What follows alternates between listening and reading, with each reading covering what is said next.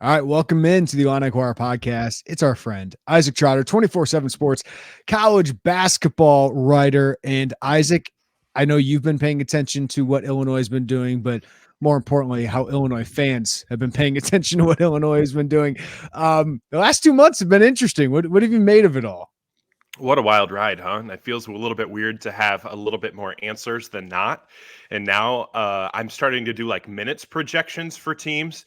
And it's like, oh, this actually works. And so it feels like for the last 2 months, Illinois fans have been operating under all of these ifs, ands, or buts. Now we have some answers, but it feels like we don't like the answers to the test anymore. So it's a very weird dynamic right now where it feels like there's a lot of frustration with what the roster is. But at the same time, if you kind of go through it, you're like, this is a good roster outside of one really, really massive position. Yeah, you didn't get the exclamation point at the end, but it does feel like this is a pretty good Big Ten team. Maybe not a great one. So I'll start there, Isaac. The roster is mostly set, we think. We'll see if anything else happens. How would you grade what Brad Underwood and his staff did this offseason? Yeah, it's unfair to really grade it from a big picture perspective. I kind of break it up into a few things. I look at retention. I would say it's a C. You lost RJ Melendez, but you're able to get Ty Rogers back. You're able to get Sincere back. You're able to get Dane back. That's a win. I think you're lost, obviously, Jay Nepp, so it's a C. But also your NBA draft things, that's an A. You get Coleman Hawkins back. You get Terrence Shannon back. You go in the portal, I would argue it's a B, right? You got really nice pieces, but your most important piece that you were trying to get in the point guard position is still a massive question. So overall, I think it's a solid offseason. I don't think it's a grand slam offseason. I think if you had gotten Ray J. Dennis or a high caliber point guard, whether that's a Yuri Collins, whether that's, insert any of those top point guards that we've talked about ad nauseum for the last few months, I think you would look at Illinois had arguably pound for pound the best offseason in the Big Ten, maybe the best offseason in the country. But I still think that this program took a step forward this offseason, even if you didn't necessarily land the point guard that everybody had been talking about. And so I think that's kind of like the balancing act with this entire offseason, because you don't want to just judge it in a vacuum, but your roster did get better in a lot of different spots. And so I think overall this offseason is a win, even if you feel a little bit underwhelmed with the point guard hunt. And you could argue that was a pretty big whiff, to be honest. Yeah, and I would say, for next season, it feels like a B plus to me. I mean, with Terrence Shannon, Coleman Hawkins back, that made it that. But you also had Marcus Domask and Quincy Guerriere and Jeremiah Williams. Those are all should be basically improvements over what they had last season. But you also have to take into effect those are all 1 year guys. like so the future, what does that look like? How do those guys impact the longevity of the younger pieces you have? Do they get upset with the lack of playing time? But I guess we'll sort that out over the long term. But it feels like they've put together a pretty high floor roster with one big hole in it. Or maybe not as big hole, but maybe it's capped its ceiling with its point guard. Yeah, and I just think that this roster is going to be so good defensively that it's hard to not be at least relatively good. Like, this team is going to be really, really excellent defensively, assuming everyone stays healthy. But I felt like the point guard play was like the big objective of the offseason. That's the number one thing that we have to do. And so even though everything else you did well, and even though you got Terrence back, and even though you got Coleman back, I feel like there's an ugly taste in some people's mouths because it's not the point guard that was promised, right? It's not the son that was promised, or are those different conversations. Guys, know that walking through that door, yeah. It's right. And so it's like we have like this, like it feels like you missed out on what you went into the offseason trying to do, but I don't think that negates everything else that was a strong positive from this offseason, and the fact that you really built up your depth at some really key positions to withstand injuries, to withstand guys not playing well. I really do think that this roster is as deep as Brad Underwood has had since the Kofi Coburn, Ayo Dosunmu, Adam Miller, Andre Curbelo team. Yeah, you really think of all these guys, like if Justin Harmon has to give you 25 minutes a game, you feel like he could do it at the 2. You feel like if Luke Goody's got to be a 20-minute game guy. I mean, Ty Rogers. I mean, you talk about picking minutes there, like projecting minutes. It's really difficult. It's really difficult to figure out who's going to be the 10-minute guy, or who's not going to be in the rotation? Maybe it's the freshman, Dre Gibbs-Lawhorn and Monty Hansberry, but there is a lot of depth 2 through 5 on this roster. Are you ready for 5 minutes into the podcast? We're already doing the minutes thing because, yes, I did it. I did my homework. All right, let's do it. I did.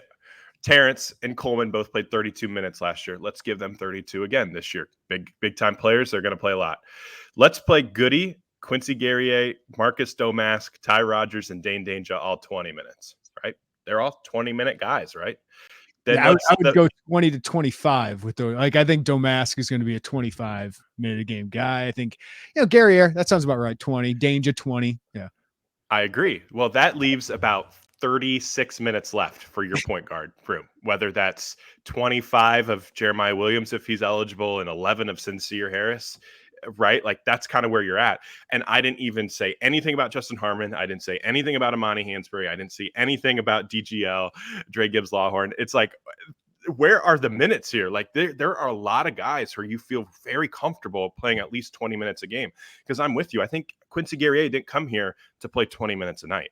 I don't think Marcus Domask came to Illinois to just play 20 minutes a night. I think both of those guys can be 25-minute per game guys, but the minutes are going to be a war, and there's going to be some real battles at 2, 3, 4, and the 5 position here on how this rotation shakes out, because this is deep with a lot of different answers and a lot of different lineups that I think you could play really comfortably together. I want to ask you more about how Brad Underwood plays those guys here in a little bit, but Zach Edey's return to Purdue obviously was the biggest in the Big Ten and the country. We'll talk about where we have Purdue ranked in the Big Ten, because we'll do some Big Ten tiers here coming up. But where do Terrence Shannon and Coleman Hawkins rank among the Big Ten return decisions from the NBA draft? I personally think that Terrence Shannon and Coleman Hawkins are number 2 and number 3 on that list. You look through the list. Let's go through it. Indiana, you get Xavier Johnson back. That's a pretty good get, but that's not on the all Big Ten levels that you think Coleman Hawkins potentially could be defensively, and then Terrence, who could be an All-American candidate. Iowa, they get Tony Perkins back. That's a good one. Julian Reese, maybe you could put him in that conversation. Maybe he's a little bit better than Coleman Hawkins, and maybe a little bit better. Or Jameer Young could also be better than that too. But Terrence, at least, is that number 2 for me, because I looked through all of these transfers who went to place, really high rated transfer, and then he comes back for a second year. There's a pretty good history here where guys go from really good in year 1 to really excellent in year 2. Jalen Pickett's the best example of it right there, right? He goes to Penn State. He has a solid first year. Second year at Penn State, All-American. Tyler Kolek at Marquette. First year was okay. Second year, All-American. Philip Rebraca at Iowa. First year, 6 points a game. Second year, 15 points a game. Marcus Carr, Colin Castleton, Tyson Walker, all these guys took enormous jumps in that second year with the transfer. I look at Terrence, 17 points a game last year, first team All Big Ten from the coaches. There's a jump coming. Is that All-American status? I think that's fair. I don't think you could potentially see that with the rest of the other guys that come back in the Big Ten. And then you look at Coleman, arguably Defensive Player of the Year. It has to be like his number 1 objective next year. I think that's in the realm of potential outcomes, that he can be a Defensive Player of the Year. I talked to him about it last year before the season. I go, does that feel like a goal for you? Because I thought it was, after what he did to Keegan Murray and a couple other guys in the Big Ten, Ron Harper Jr. being one of them. Like, I feel like he was a good defender last year, but I think he's got another level. Totally. And so maybe you put Cliff Omarui ahead of him. Maybe you put Julian Reese. Maybe you put Jameer Young ahead of him. But Coleman's in that second tier there after the Zach Edey range. But I think it's pretty clear that, like, Zach Edey's won all by himself, and then it's wide open, because you could have – I think Terrence could be an All-American guy in year 2. And I think if Coleman's a Defensive Player of the Year candidate, front runner, along with another step offensively, he's one of the most impactful players in the country, and arguably an All Big Ten caliber player too next year. Yeah, Hogard and Akins obviously are big for Michigan State, but I feel like Coleman's got a lot of, of the returners, best NBA draft potential. Next year, Julian Reese, I think, is up there, but he didn't really flirt with the NBA this time around. So, I would have him definitely up there. All right. It's go ahead. No, go ahead. Yeah, it's just like a weird combination where it feels like if this peak performance translates, we're talking about a Defensive Player of the Year candidate who averages 12 and 7 with 3 assists and shoots 40% or 4% from three. Yeah. Like that's a first really good player. Yeah, that's a really good player. All right, let's go to the next one, Isaac. Who is your favorite transfer addition for Illinois of the guys they've added so far? 4 transfers. You get Jeremiah Williams, Quincy Guerriere, Marcus Domask, Justin Harmon. Yeah, I kind of go back and forth between it. I think Marcus Domask helps you a ton next year. I watched a game of his yesterday against Bradley, and he just doesn't make mistakes. It's weird. It's just like you watch him and he doesn't make mistakes, and he's not dribbling the ball up the court. So he's not like that guy who's going to handle like the full court press, but he was their number one decision maker. He had a 26% use or assist rate last year at Southern Illinois. So he might not be like the point guard dribbling the ball up the floor, but when they initiate offense, he's their decision maker, whether that's a shoot, pass, or score and facilitate or score. Like he's that number one guy. And defensively, I think his size is kind of a little bit something that people forget about. Like he is a legit 6'6", 215. He is a big dude. And so I just look at where this roster is and where it's headed. They need him to be excellent. I think Quincy Guerriere, if he's good, that's a good addition, but you have backup plans, right? And you have backup plans on the wing too, if Marcus Domask doesn't really take a step. But I just think he's going to help you in so many different ways. Maybe he's not, a 15 and 5 and 3 guy, but if he's 8, 4 and 2 or 10, 4 and 2 with really good shooting splits, he really is here to be the RJ Melendez replacement. And I think he's better than RJ Melendez and can maybe not as high of a ceiling NBA potential wise. I think he helps you more next year than what RJ Melendez could. And I'm a huge RJ Melendez fan, as all have known. Yeah, and I loved RJ's effort on the defensive end the last month plus of the season. But he was unreliable. He was really unreliable, and that team needed some reliability, especially with Matthew Meyer being up and down and all the freshmen on the roster. And they just didn't get that from certain guys. And RJ Melendez was certainly one of them. So while he doesn't have that athleticism, Domask doesn't have that athleticism or, maybe that defensive potential of being a stopper. I think he's going to be reliable.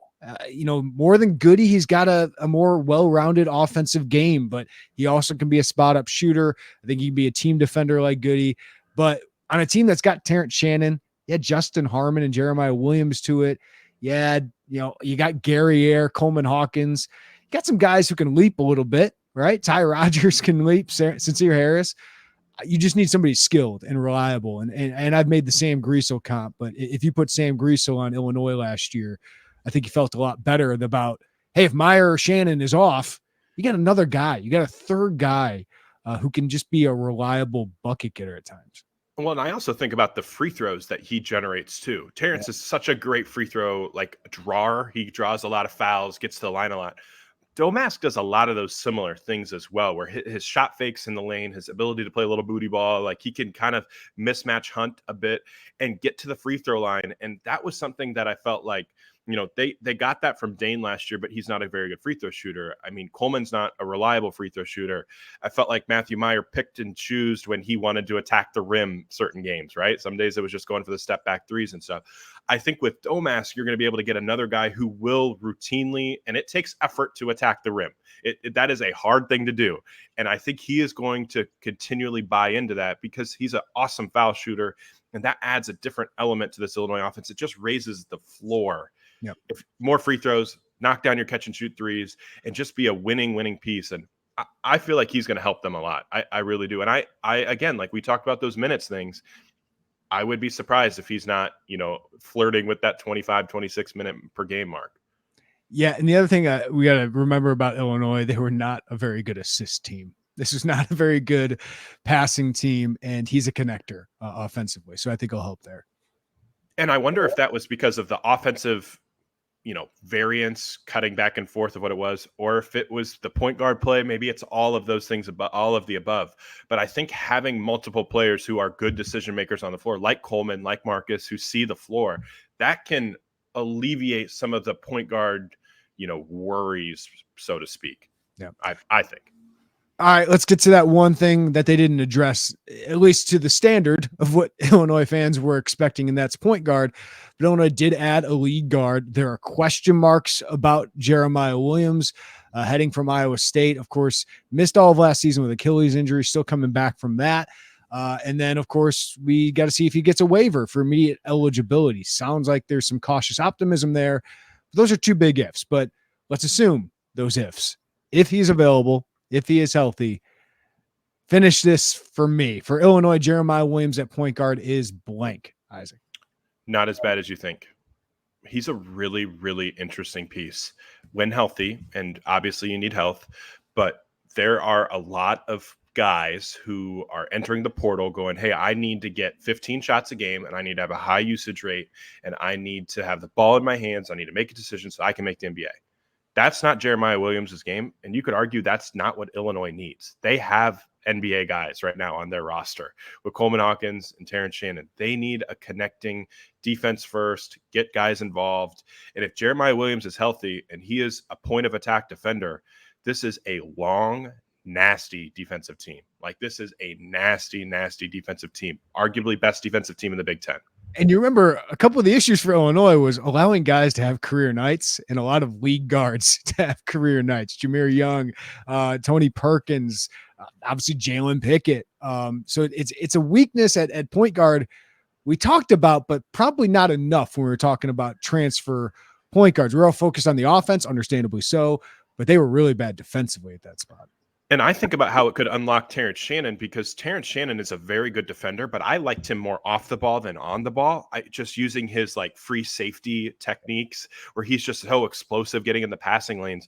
And it's hard to play defense at a high level when you're also driving the basketball to the rim and shooting 200 free throws a game last year. Like, so getting Terrence where he doesn't have to be like, hey, you're a Jalen Pickett stopper, right? Like, hey, you got to go like guard this dude and shut him down. And having a guy like that would free up Terrence to play more off the ball, be a free safety, get into the passing lanes, get out in transition, save energy for offense, because that's a real legit thing. That would really help them, I think. And it's hard to be Jimmy Butler. It is. It is. And it takes time to be Jimmy Butler. Yeah. It takes time to grow in that. Trent had to grow into that, where he is giving all out effort on both ends. It's hard to do that.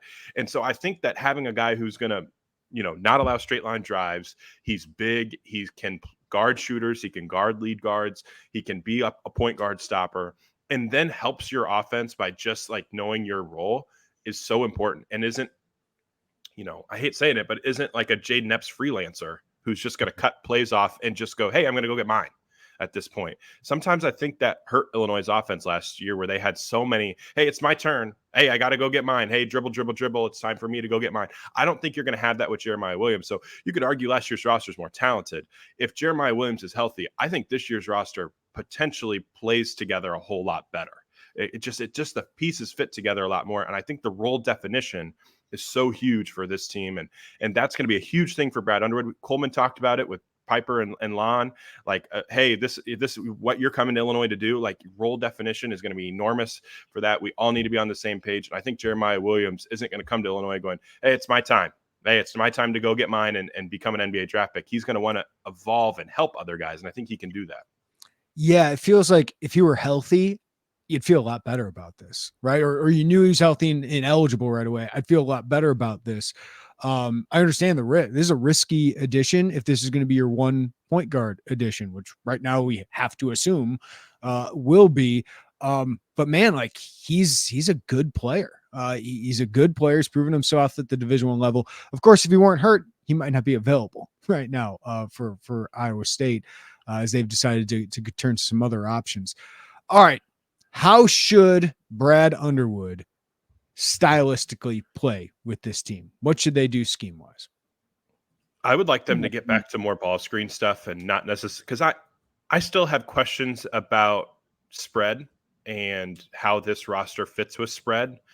Maybe Domask helps that. Maybe Guerrier helps that. But I think ball screen offense, Illinois' bread and butter when they had really good decision makers. And I think you can still get to some of those techniques. I don't think you should just go, hey, we're just going to run spread. Hey, we're just going to run 5 out. Like, I want a little bit more mix with this roster. But offensively, I feel like your offense has to live off of your defense, because this defense on paper has to be phenomenal. Like, it just has to be phenomenal. If Jeremiah Williams is healthy and you have Terrence Shannon and you have a solid defensive piece like Domask, and then you have Guerrier who can guard forwards like anybody, and you have Coleman Hawkins who is set up to thrive in a better situation because he doesn't have freelancing defenders, That's a really, really nasty defense. And Sincere Harris and Ty Rodgers. And Dane Danger, who last year had moments where he was extremely good defensively, and then when shots didn't fall, defense started to become a little bit more optional. So, like, it feels like this roster is set up to stylistically be different. And I was talking about this with somebody yesterday. Illinois has mismatch nightmares for different teams. When Michigan State plays one-on-one coverage, that's a Dane Danger game. Like, you have to have Dane Danger be a really reliable piece for you. When Wisconsin plays one-on-one coverage and they aren't trapping everything, that has to be a Dane Danger spot. When you play Northwestern and they're trapping everything, and if Dane hasn't proven that, he has to be willing to take a step back and go, hey, it's not my time. It's time for Quincy and Coleman to be the mainstays at your 4-5. So there's just so many different ways that this team can play. And I really want Illinois, I think it's in their best interest to get back to having an identity on the defensive end. I think trapping the post with this crew is very much in play. I think what you saw what Northwestern did last year, creating havoc, getting your athletes out in transition, can alleviate some of the half-court concerns. And creating turnovers, being physical at the point of attack, being in attack mode defensively is what this ethos of this roster can be. And I think that can help you on the offensive end, which could get a little clunky in the half court with some shooting concerns and the point guard concerns. Good stuff. All right. So we have all of these new guys. You get the 2 returners coming back. So Isaac, whose role are you most curious about after this offseason, whether it's a returner, whether it's a newcomer? Because obviously these are all new pieces. And as you said, a lot of depth here, man. So it's going to impact a lot of people's roles. Ty Rodgers has to be the answer for me here. I think if Coleman Hawkins had left, Ty Rodgers playing 28 minutes, 29 minutes was very attainable and would have been a good thing. Now I think it's a little bit more up in the air because you have a lot of guys who you still have shooting concerns. You still have shooting concerns with Coleman Hawkins. You still have shooting concerns with Jeremiah Williams. Could you play Ty Rodgers with those two? And how does that work? Or is he a guy that has to be paired with Dane Danger in a certain way? Or do you have to get him on the floor with your shooter heavy lineup, whether that's, he's playing at the 3 with Quincy at the 4, Coleman at the 5, and you're trying to play Domask and Terrence together, and Ty's playing a little point in that regard. Like, it's just, I don't know what his job is. And it feels a little bit like he's like their Swiss Army knife. Like, on one night, I'm going to be your lead defender. On another night, I'm going to have to handle the basketball. And some nights I'm going to play booty ball and go to work against some small guys that are guarding me. Like, it feels like he can fix a lot of their things, but there's some old veterans here that play his position. So it's like, how do you find a way to be an impact piece? And I'm fascinated by how they use him, because I think he can be an enormous piece of their future. And you got to keep him happy. You do. You do not want to enter next year where he's entering the transfer portal, because you think about him as a 3-year college player being just an absolute dog on both ends of the floor. Yeah, like, I have no doubt he's going to be an impact piece, whether that's 15 minutes or 25 minutes. But how that plays when you need some shooting, with Luke Goody getting on the court, or Domask being on the court, or with Quincy Guerriere and Coleman Hawkins and Dane Danger, like, that's going to be fascinating to watch. Well, my other thing too is you did bring in 1-year guys, right? But that means you don't owe them this year. Like, you don't there is no going into this year going, hey, if Quincy Guerriere is going to be here, he's playing 25 minutes a game. If Rodgers is better, he deserves to play over him. Yep. And that's where I think there's this really weird combination with this roster. There's a lot of 1-year guys. And while there are 1-year guys, hey, it's kind of an all-in year, that doesn't mean you owe the 1-year guy has to play all the time. You had to be all in on Matthew Meyer last year. You really couldn't bench that guy for too long stretches, even though Brad Underwood did early in the season. At some point, you need a Matthew Meyer for that team to be any kind of successful. And he had a great run there until he kind of fell off a cliff late. Yeah, you don't have to do that this year. And even Marcus Domask, you don't, he's a Southern Illinois transfer. You don't owe him this huge, huge role. It has to be earned. And that's where Ty Rodgers is going to come in and really muck it up a little bit. And Coleman Hawkins, I think his role is going to be obviously enormous, but the Coleman Hawkins, Ty Rodgers minutes last year were really profitable for Illinois. I think they did a lot of really good things when both of those two guys were on the floor. And if they can continue to build that bromance a little bit, like the off-ball cutting that they had, the defensive, mentality that they brought to the floor together, I think it could be a really good combo. And you don't owe Domask or Guerriere that if they don't prove it. listen, starring in car commercials together certainly gets that bromance growing. That certainly has been the case for those two guys. The other guy I'm interested in, maybe from the positive impact for his side, is Dre Gibbs-Lawhorn. Because if this Jeremiah Williams thing doesn't go right health-wise or eligibility-wise, I mean, Justin Harmon, we got to put in that conversation. Sincere Harris, Ty Rodgers, we got to put in that conversation. But Dre Gibbs-Lawhorn was a guy, before all this went down, before the offseason started, I'm like, we'll see. He gets some minutes, some spot minutes like Pods did his freshman year, but I don't think it's going to be a huge role. They might have to have him because he's explosive offensively. I don't think he's a true, point guard or anything like that. Maybe he's a guy who can benefit from the lack of addition of the highest caliber of point guard.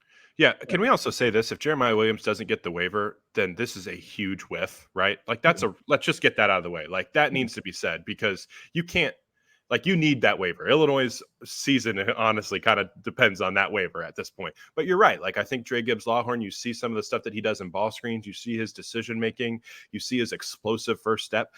I just that pressure he can put on the rim, drawing two defenders. If he can get to that point where he's just a piece, he doesn't have to be the piece, but a piece, that just really changes his team. But again, I go back to where are the minutes? If Jeremiah Williams obviously isn't playing, that opens some things up and opens some doors. And I wonder how much Brad learned from last year with these freshman point guards, how to maybe get them into different spots to succeed. And I wonder if there's an evolving with Brad with how he maybe talks to freshmen, but how he, the job description that he gives them to try to make their life a little bit easier and get the most out of them throughout a rookie year. All right, Isaac, let's go into the Big Ten at large here and break these down into tiers. And let's start with, we'll have the conversation of Illinois' floor and ceiling in here as well. But the favorites in the Big Ten, the top tier of the Big Ten, who do you have in this tier? Yeah, like everybody, I feel like it's Purdue and Michigan State right now. They're pretty proven. They're pretty high floor teams, I think. I've heard the Tulips push back on Michigan State, and I understand what he's saying, 9-9 in the passing. But I think from if you're an optimistic view, you would argue that the freshmen take another step forward and that guard play wins. And last year, that Michigan State team had a lot of injuries. A lot went wrong for them in the middle of the season. They had some really iffy stretches. Jaden Akins wasn't himself. Malik Hall wasn't himself. They had a lot of issues with that team throughout the middle of the regular season that kind of got worked out by the time March rolled around. So you'd hope with a full bill of health, that team can take another step forward. And then Purdue, I don't love their rotation pieces just like everyone else, but Zach Edey's just so good. It's just so good. It's a cheat code. And all those pieces fit around him so well. And it's Matt Painter. And I know it's boring. I know no one has faith in them in the NCAA tournament. But if we're talking about a Big Ten championship, they should be the odds-on favorite because Zach Edey is going to get you 14 to 15 Big Ten wins most likely, right? And Fletcher Lawyer and Braden Smith should get better. Ethan Morton, Caleb First, Mason Gillis, you don't think of any of those guys as special, but they do Purdue things. And then Trey Kaufman-Renn becomes a sophomore. Miles Colvin's a really talented prospect coming in. They added Lance Jones. I don't expect a ton from him as a transfer guard, but I mean, if they return that same team, basically. And I don't think last year was some fluke because they had the National Player of the Year. And they don't lose at home. So that also adds things into it too. They're just unbelievable at home. So they're not a fluke per se. And I think that they're going to head into this offseason like, hey, it's all on March. Like everything that matters is about March. But a real semblance of if a team is really, really good is how they play in the regular season. And maybe Purdue got some breaks with its schedule last year, but they still proved it both in non-conference play and throughout the Big Ten play that they were the highest floor team and they didn't make mistakes. So I'd expect them. I think I'm with you. I think they can take steps forward. I think Michigan State can take steps forward. And I don't think Michigan State matches up that great with Purdue, but man, that's going to be a fun couple wars there. Yeah. If you had to ask me who has the best chance in March, it's Michigan State because guard play, like Tyson Walker, AJ Hoggard, Jaden Akins is phenomenal. Now in the front court, Malik Hall is a really good player. I don't think he's a great player. Matty Sissoko is really good. They're going to need, whether it's Jackson Cole or Xavier Booker, a 5-star prospect, to come in and be really good. Oh, and Jeremy Fears is their fourth guard. Yeah. Pretty good. Michigan State roster. Well, and then you liked the minutes from Trey Holloman at times last year. So it's just like you got 5 guards that you feel really, really good about. And yeah, when you have a top 35 guard as your 4th guard, Texas, we saw it last year. Texas, Arterio Morris had the same deal, just loaded with really good guards. You tend to play really, really well. And so then it's Purdue and Michigan State, and then it's like, then what? Because it feels like the floor opens. And I think if you threw Ray J. Dennis on this Illinois roster, you would put Illinois in that tier 1. And now I would say that they're kind of in this tier 2 with a lot of different teams. I think Nebraska could be in that. They've had a great offseason. Iowa is, has to be included with how well they play at home and some of the pieces that they have. Ohio State, Maryland, Illinois, Northwestern, Wisconsin, Indiana. Feels like an enormous tier 2 where we could have a lot of different outcomes. You could throw a ton of different outcomes at me and be like, yep, that works. That makes sense to me. Because there's just a lot of similar teams here that are good. How good? I don't know. Well, let's start there. Let's talk about these dark horse contenders, potential contenders atop the Big Ten. Because we've got to remember the last 2 years, the favorite has not won the Big Ten, right? Indiana did not win the Big Ten last year. Purdue somehow did not win the Big Ten 2 years ago with Zach Edey, Travion Williams, and Jaden Ivey. Like, go figure. And Sasha Stefanovic. Yeah. That's a really good team. Go figure. Didn't find a way to win that one, and they lost to St. Peter's in the Big Ten or in the NCAA tournament. Crazy that happened. That's the bigger shocker almost than losing to a 16 seed last year. But okay, this is a big group, it feels like, of potential dark horse contenders. So how would you kind of rank these next tier of teams? I start with Maryland just because I know I have yeah, it's a baseball team reference. Like, you want to be strong up the middle. I think Maryland's super strong up the middle. Super great point guard in Jameer Young, super good big man in Julian Reese. And then you have a wing that you really like in Dante Scott. That's 3 guys I feel like I can trust. Kevin Willard's a good coach. And then you have Deshaun Harris-Smith and Jamie Kaiser, who are 2 really, really good freshmen that they're super high on, that you expect them to take a step. I view them a little bit like an Adam Miller, Andre Curbelo type of additions that are high floor pieces that come into a old team and try to make an impact on winning early. So that's where I start, is Maryland as that 3rd team. And then I'm at Illinois again. Maryland is depth again, right? Like that's what he's got to figure out there. Right. And then I would go Illinois in that 2nd tier. I think Illinois right now is at that 4th spot for me personally. We've done our top 25, Kevin Flaherty and I, over at 24/7, and we had Maryland in our top 25, and just outside the cut would be like an Illinois, who are really, really old and experienced. And I've kind of hesitated to make this comp, but they remind me a whole lot of San Diego State from last year. They had questions about point guard play, but every rotation player is really proven. They're nasty defensively. They're so strong and so physical. They have a lot of different bigs that they can throw at you. They have a stud guard like San Diego State and Matt Bradley. Illinois has Terrence Shannon, who's definitely better, right? Terrence Shannon is better. So it's like a souped up San Diego State. And obviously nobody saw them going to the national title game. I'm not saying Illinois is going to make the national title game, but a really high floor team, because old teams win, and Illinois is a very, very old team and experienced. So Illinois would be in that mix there. And how many other teams do you have in this tier? I personally had just Illinois and Maryland in like that 2nd tier of like contenders, dark horse contenders, because I feel like there's another drop off after that. Okay, so you do not have Indiana. You do not have Wisconsin. Wisconsin was the one I had. I was thinking about them as like the dark horse contender, because they fit a lot of the vibes. They have all the vibes of a team that can absolutely do it. They'd be 5th for me in the Big Ten power rankings. Yeah. So why Wisconsin at 5? Because I am very intrigued by them this year. I was out on them last year, finally, but this year it's like, that looks like Wisconsin again. Well, this is a different Wisconsin team too, just because you do have like the same like Wisconsin vibes of being old, but the AJ Store get out of St. John's is enormous. That's literally exactly what they needed. Just a high level wing who, potentially could be an NBA guy one day down the road. But you have so many veterans. Tyler Wall, expect a healthy bounce back season from him. Stephen Crowell is a mediocre to good Big Ten big man, right? Like he's solid, probably middle of the pack.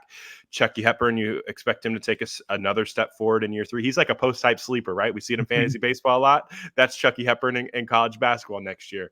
And you add in a Sejan and Store. that's a 5 that can play with anybody. And then Max Klesmit, don't forget about him. Great addition for them. Kind of like what you hope Marcus Domask can be for Illinois this year.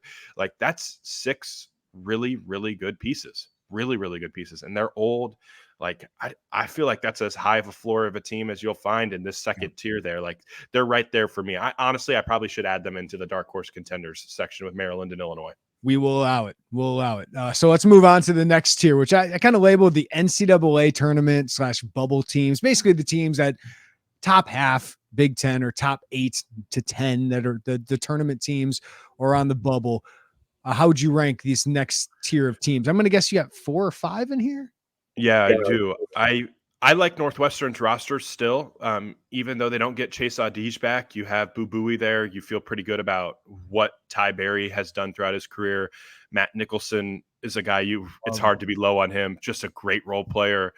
I expect a guy like Brooks Barnheiser to be a really interesting piece for them this year, and they have some other pieces from the portal that are good. So I think they're in like that bubble team range. I mean, you could put them in the dark horse contender range if Chase Audige is back, right? Like, that's not crazy. I think there's some regression due, but I don't think it's regression to the bottom tier like some people know. And I think defensively, they still have that same identity with what they can be defensively. Nicholson's huge there. You lose all you lost in that front court, yet you got better. And I think a lot of it, Boo Buie and Ty Berry and Audige got their flowers, and they should have. They had some big shots last year, but Nicholson completely changed the way they played. They became tough. They became physical. That's not what we thought about Northwestern in previous years. And the assistant coach hire was great for them too. So that was another strong addition. So I expect them to be on that bubble. I think Ohio State had a year last year. Isaac referencing Chris Lowry, obviously with Bruce Weber's staff at Kansas State, at SIU head coach. I know Illinois fans know Chris Lowry well, so I wanted to mention him. Yep. He arguably the best assistant in all of college basketball last year. I think he won assistant coach of the year. So he's going to be in the mix. And then Ohio State is in that NCAA tournament bubble team for me. You're expecting a bunch of these freshmen jumping into their sophomore year to be really, really good. Roddy Gale was really, really a breakout piece for them. Felix Okpara, but I'm bearing the lead here, right? If Ohio State's great, it's because Bruce Thornton is the best, arguably one of the best point guards in the Big Ten. He's phenomenal. Yeah, they feel like they could get in that second tier if Thornton takes that huge leap. Because Okpara, we know what he is. Like, I think he's got another level, and he played well at the end of the year. I mean, Gale was fantastic in the Big Ten tournament. Feels like, Zed Key might have to turn it over to some of these guys, and then you add Jamison Battle to it. It's an intriguing team. Maybe it's still too young to be a true Big Ten dark horse contender, but it's an intriguing team. Yeah, they have 13 guys on scholarship, and only 3 of them are upperclassmen. So like that's the downside of that roster. But you go, hey, every year Ohio State has had a freshman come out of nowhere, and it turns into a lottery pick. So like that's just kind of what they do. Your turns coming in too, yeah. Right, yeah, and they have a great class coming in. So you expect them to be talent-wise in that same similar tier. But I think still, like, you have some questions about like Jamison Battle's health. Is Dale Bonner ready to be a huge, huge piece for them? The Zed Key question is obviously huge. And there's real questions about like where this roster is headed, because they tried for a couple other big time transfers and didn't get them. So like I think that the staff thought that they could potentially upgrade in certain spots and weren't able to do that. But I still think that's an NCAA tournament team. The other team that's interesting in this thing is your boy Nebraska and Keisei Tominaga. Like, again, pound for pound, they've had as good an offseason as anybody in the Big Ten, and they've got a chance to add another one. Mike Cheravance, the Dayton transfer, NBA guys love him. He has a chance. He has a final 3 of Nebraska, San Francisco, and Memphis. He's a top 40 transfer for us. So if you add him to this mix, they already have Rink Mask. They already have Bryce Williams. They already have Keisei Tominaga, who's going to have an all Big Ten vote from Jeremy next year. They already have Josiah Alick, who is a really good piece at New Mexico. Jawan Gary gets healthy. CJ Wilcher. Like, that's a deeper team than a lot of people expect. So I think it would be, kind of a disappointment if Nebraska doesn't at least flirt with an NCAA tournament appearance. Yeah, I'm going to be way too high on them. They're going to be in my top 10. Like, they will be in my top 10. I don't know if it's going to be like 8 or 7 or 9 or 10, but they're going to be there because, listen, they're good. They were good towards the end of last year. And I was really impressed with what Fred Hoiberg did. And I think they've made some really good additions, like some good Big Ten players. And if they can add that guy, that one more, I really like where they're going. And I do think they're kind of working their way out of that bottom tier of the Big Ten. And they've done it creative ways. Like, no one knew who Keisei Talamaga was when they got him, and he's coming out of nowhere. They've gotten really good transfers. Like, the Bryce Williams kid from Charlotte is phenomenal. Like, he might be one of the best scorers in the Big Ten next year if he can, level up as a 3-point shooter and prove it at the high major level. Rink Mass is solid out of Bradley. So, like, they have a lot of really nice pieces, and they're old. Right now, I think they have 9 guys right now in the rotation that are juniors or seniors that played a lot of college basketball. So you're starting to see this development and growth from Hoiberg. And when you got the Japanese Steph Curry, anything is possible. Let's see. Iowa in this tier, Rutgers in this tier? I had Iowa in this tier as well. I'm still waiting on Rutgers. I didn't want to throw them in. Few rumors about Paul Mulcahy potentially entering the portal. And then when you add in Cam Spencer entered the portal and just landed at UConn late last night, that's a big loss. So I'm kind of pausing on Rutgers for the moment, but that's still a pretty good roster. But let's pivot to Iowa. It's weird because I felt like this Iowa team is another piece away from, they didn't really find like their Chris Murray, Keegan Murray replacement. And they tried really hard to get involved with Grant Nelson, the North Dakota State transfer, number 3 transfer in the class of 2023. Didn't get him. Didn't even get a visit. They thought they were going to. Arkansas comes in, says, hey, you're coming here. Alabama comes in. So it's an Alabama-Arkansas race, and Iowa thought they had a great chance. I thought they had a great sell. So it's a roster that looks like it's a piece away, but they still have pieces you kind of like because Tony Perkins is good. We saw that last year a lot. And then Peyton Sandfort is another piece that we like. And Ben Krieke, I don't know how to say his last name yet. I think you could potentially put him as the second or third best transfer in the Big Ten. He is phenomenal. He is phenomenal out of Valpo. So I'd expect him to be their Philip Rabacha replacement, be awesome for them. One team we haven't talked about yet. Where do you have Indiana? Yeah, so I have them as well in this tier of potential there, but I'm scared. Is it okay to be scared about Indiana? I know it's not sexy to be scared about them. Everybody likes them, but because listen, Khalil Ware is a fascinating talent.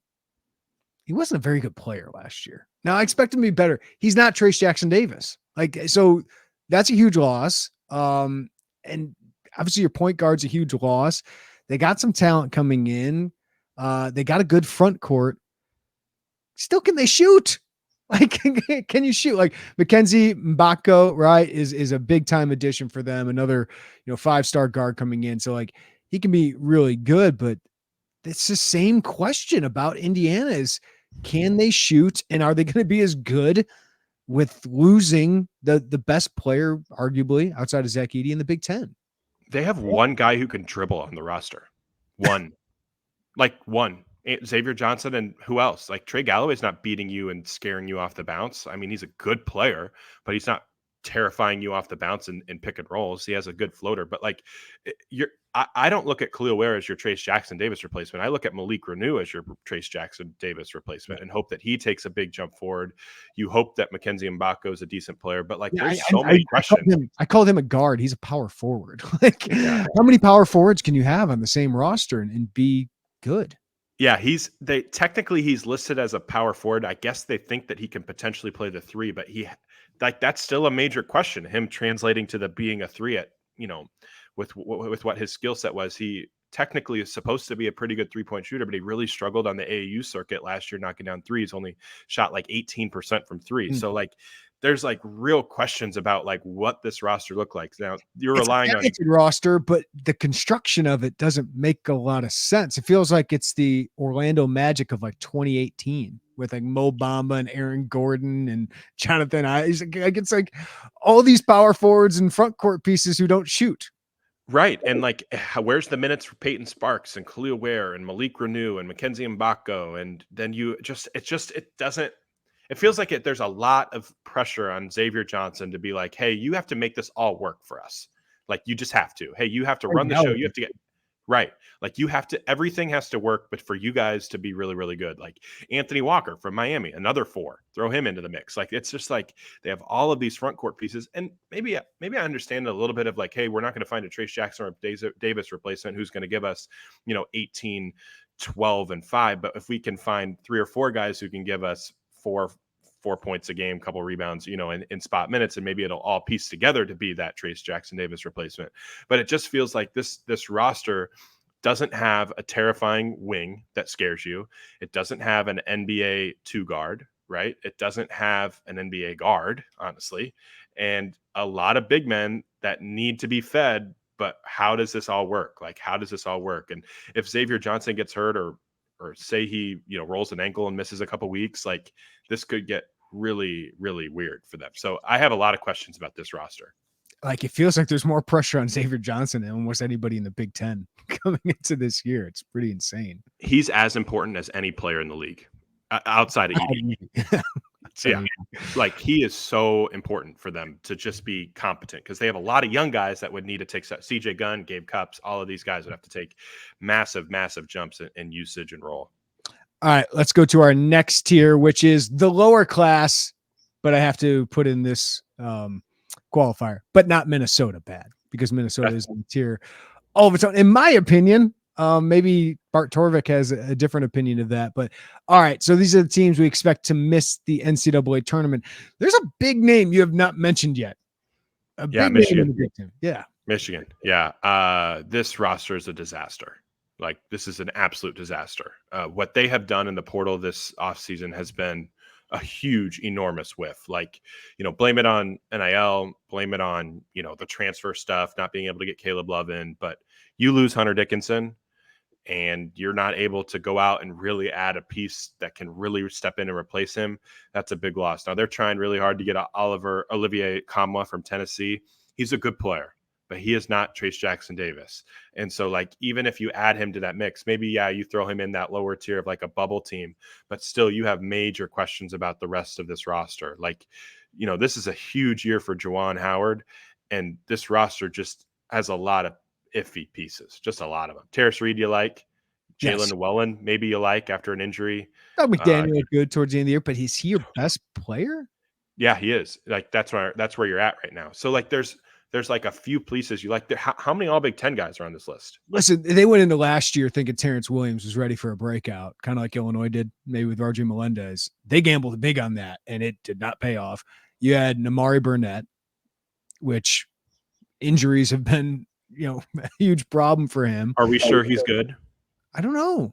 I like Terrace Reed. I like their point guard play. If those two are your best players, if those three, McDaniel, Llewellyn, and Reed, that doesn't feel like an NCAA tournament team in the Big Ten. It doesn't. And Trey Jackson is a decent get out of Seton Hall, but he's been a role player for a long time. And it feels like all of their chips are now on this Kamwa bucket to potentially save them and make them relevant again. And, there'll be Michigan people that say, oh, he's a 15-8 guy, potentially, maybe, but like he hasn't ever really proven that. And so it's just, this is a roster with a lot of questions and not a ton of talent. And Michigan has always been a team that like brings in talent. They've had multiple draft picks in 3 straight classes. That's going to end. I'm just going to go out on a limb, and that's going to end in this next cycle, just because this roster just doesn't wow anybody. It doesn't scare anybody. And I still can't believe that Hunter Dickinson left. That's still like one of the wild stories of this offseason. The fact that an all-American big man would leave Michigan is like, it's just wild. It's just, I can't believe that is a reality, to be honest. Remember, not too long ago under John Beilein, Michigan had like a 5-year period where it was as good as Kansas, if not better. So that is pretty crazy to see, especially given the legacy he had built there. To leave there is insane. Rutgers, do you have in this group? Because looking at their roster, they need Derek Simpson to be pretty dang good this year. They do, and they need Mawat Mag to be healthy again after his really bad injury. And then Noah Fernandez is a guy I really like. I like him from UMass. Andre Hyatt has been a solid piece. Like, I like them. Getting Cliff back is awesome. Like, everybody loves Cliff. Like, he's a great player. But if Paul Mulcahy enters the portal and leaves, which is still up in the air, I don't want to speculate on that. If he returns, that would be a big time get for them. But if you lose Mulcahy and you lose Cam Spencer, you go from a Big Ten contender, we would have had them in that contender stage, to now you're like a fringe NCAA tournament team. Like, a lot of questions about this group. So I do like some of these pieces. Like you said, Simpson is good. Fernandez is good. Mag is good. Cliff is awesome. But It's real thin. It's real thin. And I feel bad because Steve Peichel does the job the right way. Seems like a really good coach who's done a lot of good things. And he has not had the support yet from the NIL group there at Rutgers to really, field competitive offers. And that's why he's losing some of his best players. Okay. Bart Torvik has his team below Minnesota. Penn State. New coach, which is a good thing for Illinois that, you get Micah Shrewsbury out of the Big Ten after 2 really tough years. But what do you think of Penn State with Ace Baldwin, Zach Hicks, Raquandis Mitchell, Kadesh Wahab, Puff Johnson, Kanye Clary, Illini killer after what he did in the Big Ten tournament? That's a way different looking roster with a new head coach. Yeah, I'm going to make the VCU joke about this team all year long. Penn State will now go as VCU because it's just a lot of VCU guys. Like, it just has to be. I cannot put Penn State below Minnesota with Ace Baldwin on the roster. It is impossible for me to do that. It's just impossible. He is phenomenal.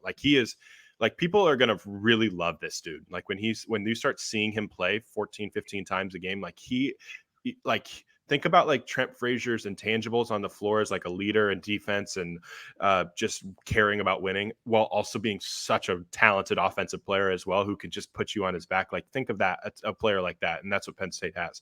And I like some of the other pieces too here. Zach Hicks is a good player. Nick Kern is a good player. Raquandis Mitchell has some questions about him, but he's a really productive player at the Division I ranks. And he can potentially be, an interesting piece for them. And Kanye Clary is a guy that I think a lot of people like, with his ability to put pressure on the rim. But it's year one. There's a lot of questions. Yeah. This is a roster that doesn't really have a ton of star power compared to some of its Big Ten peers, but Ace Baldwin's phenomenal. And we do the point guard comparison and who's the best point guard in the Big Ten, and maybe you throw Chucky Hepburn in that mix. Maybe you throw a guy like Bruce Thornton in that mix. Maybe it's Tyson Walker and AJ Hoggard in that mix. Boo Buie is in the conversation. Jameer Young is in that conversation. Personally, I think that like Ace Baldwin is as good or better than all of those guys. He's right there in that Jameer Young conversation for me as the best point guard in the Big Ten. Yeah, it's not a great position for the Big Ten, but Ace Baldwin certainly helps him. Jameer Young helped them last year as well, similar level of transfer. All right. Minnesota, are they in the tier all by themselves? Yes, they are. Yes, they are. What are we doing here? What are we doing? Like, where is this program headed, and what are we doing? Because this feels like last year, Nebraska, I was kind of asking the same questions. Kudos to Fred for turning around and being more competitive, and I do like what he's building. I don't see the same kind of hope here for Minnesota. Like that, maybe that could happen, but I think it's a very small possibility. Yeah, I mean, best case scenario, Parker Fox gets healthy after 2 years of injuries. Isaiah Enan is a guy that we've seen before, has had some moments. Nobody listening to this knows what you're talking about. That's not on me. That is not on me. That is not on me. These names I don't even know. And I look at these rosters. I'm looking at the roster now and I'm like, who are you talking about?